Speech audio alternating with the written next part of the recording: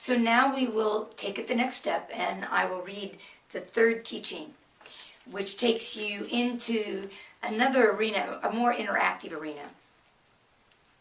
There are moments in your life, in response to those you love and do not love, when the wounded ones come forth, and you see your life through their eyes. Their vision provides the context for your pain, and a resonance with the truth which has always been known but has never before been seen. Follow those feelings to the situation in your present time, and you will discover how these memories affect your choices today. Now, I think the key concept that was involved in this for me was to really begin to accept that even in those moments when I felt like I was overreacting to my life, that there was a context for that. And all I had to do was remember to ask the question, who inside is feeling this? Now, that's what began to take me into the wounds of the child within, as well as the wounds of my other lifetimes.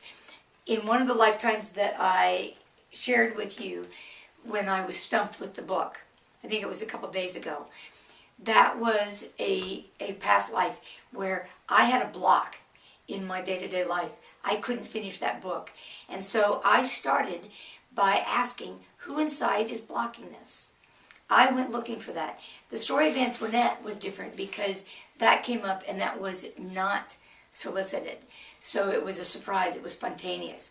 But I still had the tools to ask, who inside is responding that way? Now what that did for me is it enabled me to separate from the wounded one so that I could respond. That's what we talked about yesterday, was developing that healer within and then having a healing team that assisted me. So today we're going to work with your just giving yourself permission to trust what your reactions are, because you know that you can cope with the feelings by following their threads to the aspect of you who's feeling that pain. Again, check out the website because the blog has more information on it. All right, so let's do the EFT. Even though there are times when I feel that I overreact, I am now willing to trust those reactions. I am willing to follow those feelings back to their original source so that I can heal my pain in all dimensions of time. So even though I have moments when I feel like I overreact, I am now willing to trust that if I follow the threads of those emotions, they will take me back to the place where my healing can begin. So even though I may have parts of me who are hesitant and resistant to accepting this so that I can move on,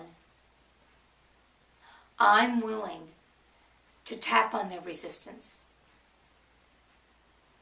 I'm willing to deal with my subconscious resistances to change so that I can pull the threads to the aspect of me who is willing to heal and the wounded one who is in need of repair. I have some resistance.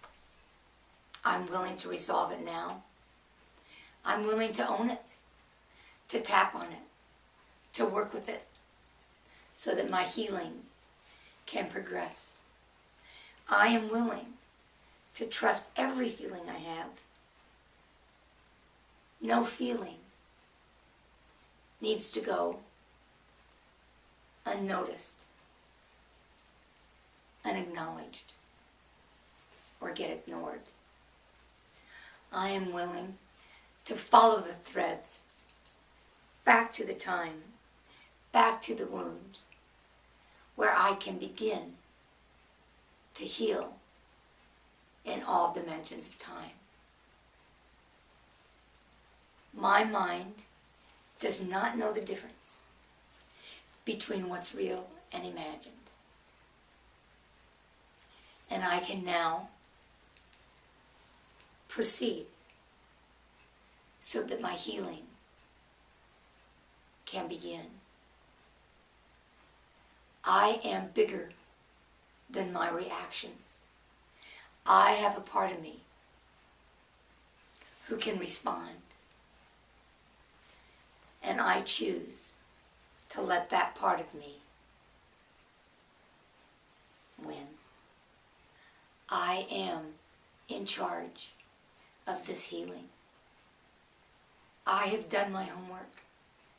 I have my healing team intact.